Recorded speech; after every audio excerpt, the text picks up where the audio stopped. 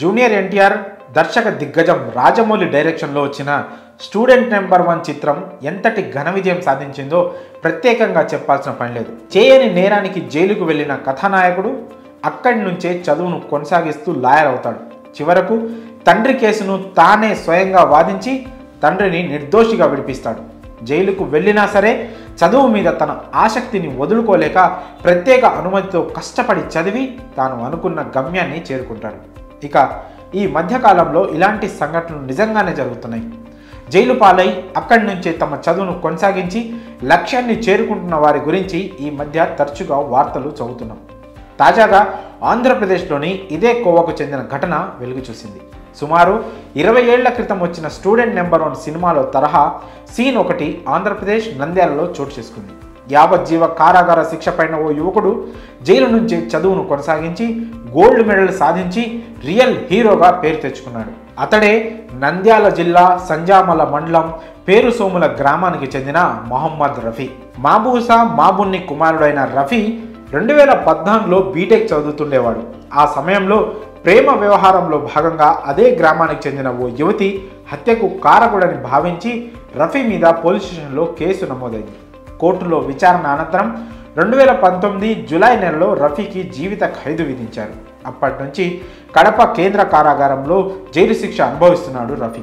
ఖైదీలను సైతం అక్షరాస్యులుగా తీర్చిదిద్దాలని సంకల్పించిన కడప జైలు అధికారులు అక్కడ చదువుపై ఆసక్తి ఉన్నవారిని గుర్తించారు. 10వ తరగతి పూర్తి చేసిన వారిని గుర్తించి వారిలో ఆసక్తి ఉన్నవారిని దూర విద్య కోర్సుల ద్వారా పై చదువులకు ప్రోత్సహించారు జైలు అధికారులు. ఇక జైలు శిక్ష పడే నాటికే డిగ్రీ పూర్తి చేసిన మొహమ్మద్ రఫీకి చదువుపై ఉన్న మక్కువను గుర్తించిన అప్పటి జైలు సూపరింటెండెంట్ ప్రకాష్ ఇతర జైలు అధికారులు పై చదువులు చదవడానికి అతనికి ప్రోత్సాహం అందించారు. ఈ క్రమంలోనే 2020లో డాక్టర్ బిఆర్ అంబేద్కర్ ఓపెన్ యూనివర్సిటీలో పీజీ చేసేందుకు అవకాశం కల్పించారు అధికారులు. బిఆర్ అంబేద్కర్ ఓపెన్ యూనివర్సిటీలో ఎంఏ సోషియాలజీలో అడ్మిషన్ పొందాడు మొహమ్మద్ రఫీ. అతడి కోర్సుకు అవసరమైన వివిధ రకాల పుస్తకాలు, స్టడీ మెటీరియల్ను సమకూర్చుకొని జైలులోనే 4 గోడల మధ్య కష్టపడి చదువుతున్నాడు. కోర్టు ఆదేశాల మేరకు జైలు అధికారులు 2022లో రఫీ పరీక్షలు రాయడానికి అనుమతి ఇచ్చింది.